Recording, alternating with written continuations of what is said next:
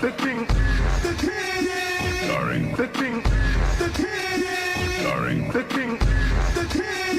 Talk is cheap, motherfucker. Starring the king, starring the king.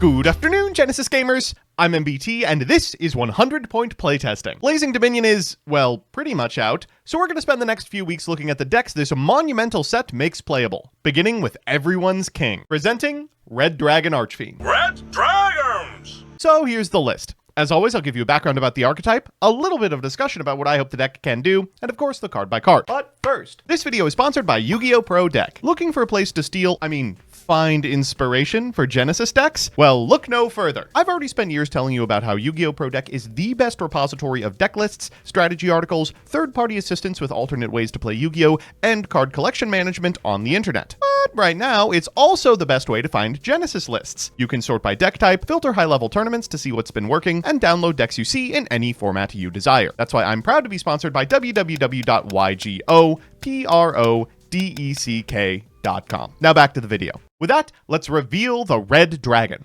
RDA, Red Dragon Archfiend, Resonators, or Dark Synchro Fiends and Dragons, is a series of cards loosely connected by their proximity both to Jack Atlas and the bottom tables.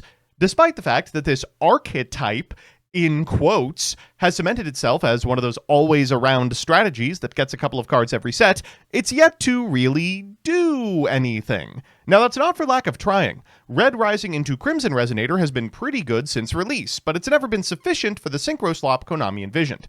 Genesys, however, has a lower power level. It has a distinct lack of links, and importantly, it has fewer of the turn-ending hand traps that turn Jack off.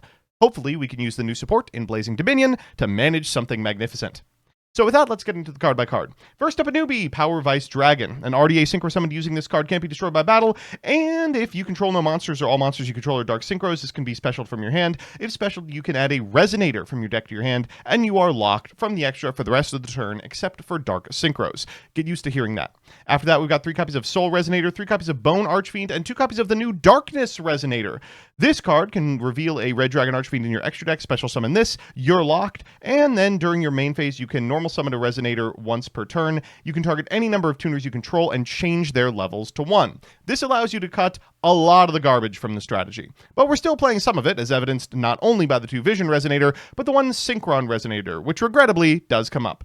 We've got a Crimson Resonator and 1 copy of Fiend Piece Golem, which if you control a Fiend Tuner and this card in your hand can be specialed, you can modulate its level if it's specialed, and if sent to the graveyard as Synchro Material, for an RDA, you can target a level 4 or lower Fiend in the yard and bring it back. We've got an Obsessive Uvia Loop, 3 copies of the level 4 Fiend Skullmeister, which is searchable by a significant amount of the deck, 3 copies of Resonator Call, 3 Crimson Gaia, 1 Crimson Call, new card PogChamp, add a level 4 or lower Fiend monster from your graveyard to your hand, or if you control RDA or a Synchro monster that shouts it out, add a monster from your deck instead. At the end of the damage step, if your Assault Mode monster or RDA battled, you can banish this card from your graveyard and it can attack a second time in a row. We're playing 1 copy of Void Apocalypse, which can send a Fiend from your deck to the graveyard, 1 copy of King's Resonance, which during the turn in which your opponent has special summoned 10 or more monsters, can't be responded to, and then activates effects based on the number of monsters your opponent has special summoned in sequence. 1 is special summon a Dark Synchro monster from your graveyard or banishment.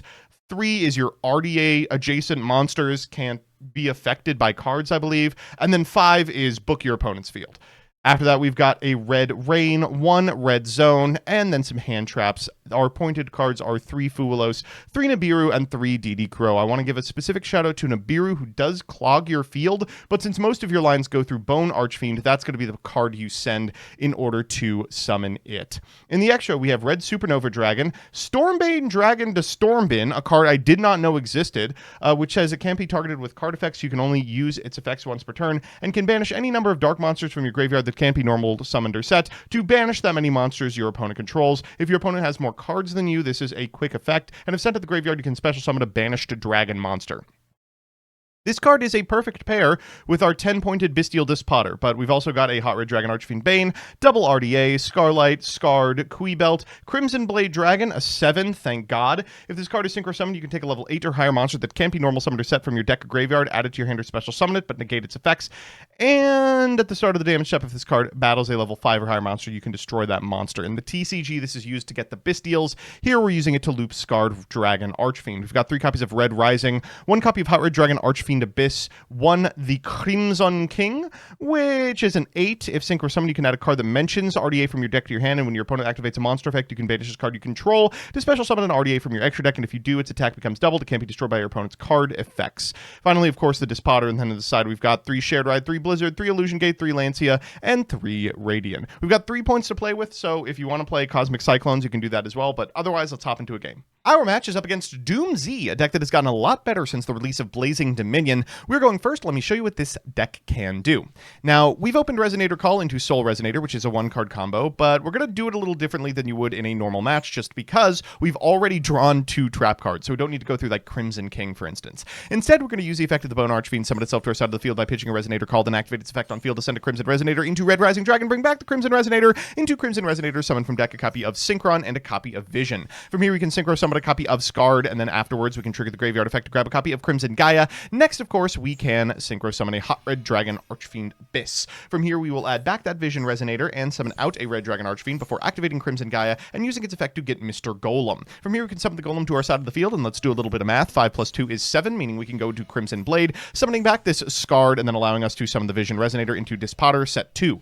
Our opponent's going to draw for turn and get off to the races. They will begin with a copy of Ilara, activate the Ilara for a Raiders, and then afterwards, they will go ahead and activate Doomdirg. I'll fire off the red zone now in order to pop the Ilara and make it fizzle, and we will summon the RDA back. They'll go for the effect of Raiders popping Change, triggering the effect of the change on their way to Amalth to grab a copy of Drastia as well. That's going to allow them to cycle this copy of Ilara, and then afterwards they can overlay for a Deoctarus. We will fire here on the Archfiend Abyss in order to negate it, but they get to go to new card PogChamp Graflario for other new card PogChamp Adrastera. We will banish our Soul Resonator, so now our Dispotter is online. They will cycle for Deoctarus into this Adrastia with an Adrastia attached. Then they'll summon back this Amalth.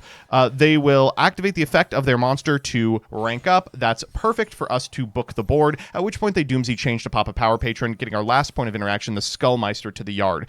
That's a lot to push through, and they almost did, but it's not going to be enough. We'll just go to battle here. This Red Dragon Archfiend attacking a defense position monster will clear the entire field, and though they are able to float just a little bit back to the hand, it's not enough to stop the big boys that are coming their way. A quick 1-0, and we will move to game 2. So it's time for game 2, and well, Nibiru is exactly where we want to be. Our opponent's going to begin with a copy of, unsurprisingly, a Doomsy Raiders. They'll activate the effect in order to pop a Drastia into an Amalth. They'll trigger the effect of the Amalth in order to grab an Ilara, and then from this position, they can go ahead and activate the effect of the Ilara on normal. That's going to set a copy of a Drastia, and then afterwards they can go for a Deoctarus into Graflario. They'll activate the effect for Doomsy Destruction, functionally Droll and Lockbird. Then after that, they can go for the Adrastia targeting their Graflario, pop it to cycle the Almath, summon back the Ilara, and then go for a Merrymaker. I miss this. I thought they were going for a Tally-Ho line, but they're going for Therion King Regulus, which means they force out my Nibiru before they commit to anything. This deck is really strong. They're going to go for the effect of their Doomsy change here, popping a Power Patron to get a copy of Drastia to hand. Then after that, they can go ahead and activate the effect of the Drastia in hand in order to pop Graflario instead of Doomdirg. Next, they'll go Drastia to rank up into Drasterus and take our Nibiru before setting 2. We'll draw for turn, and unfortunately, this hand just does not beat Droll and Lockbird. We'll go for the Power Vice Dragon. We'll activate the effect into Doomsy Destruction. We'll normal this copy of Soul Resonator, and unfortunately, they will be able to contest it. We'll go for Bone Archfiend, activate the effect into the Drasterus. They will equip it, and we'll scoop it up. So it's time for that all-important game 3, and hand looks pretty good. I mean, this is the hand that we want to draw. We'll begin with a copy of Resonator Call. We'll grab a Soul Resonator again. This time we are going to go for the more extended line. We'll go Soul Resonator into Skullmeister. Then after that, we will go for the effect of the Bone Archfiend, summoning it to our side of the field and activating the effect in order to send a Crimson Resonator. From here, we'll synchro summon a copy of Red Rising Dragon, and we will walk directly into a Ghost Mourner. Oh.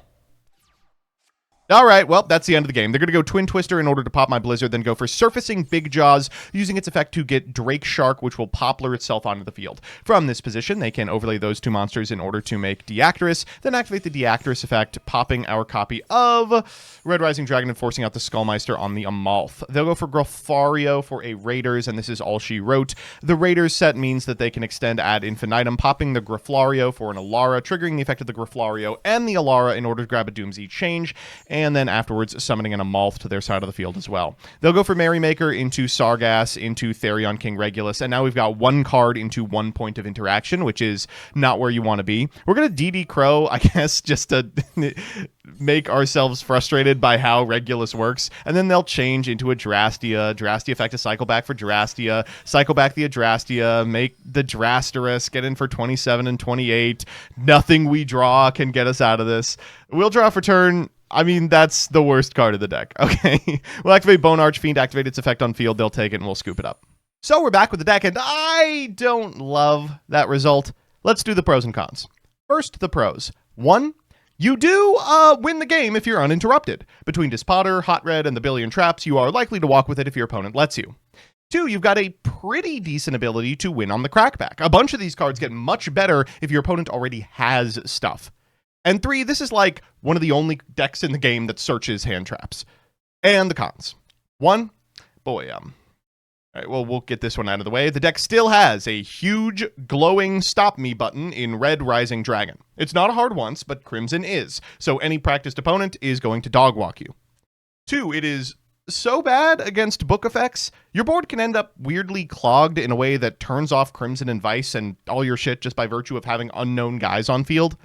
And 3, the zones. This deck really needs a 6th zone. Without one, you have to be super deliberate about how you play your turns.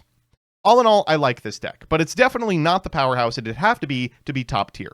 It'll still reward clever players, but it feels bad to specialize into something this mid.